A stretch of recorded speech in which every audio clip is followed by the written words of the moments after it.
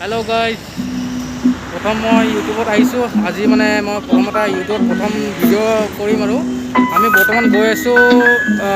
local dhaba যেটো ৰাণী ফালে আছে লোকেল ধাবা বৰ্তমান আমি গৈছো জালুকবাৰী এটো নেশনাল হাইৱে হয় 37 তো মোৰ লগত আছে আমাৰ লগৰ হেল্ল গাইস বিৰাট লগত আছে পাঠ হাই বডিয়া মই প্ৰথম আহিছো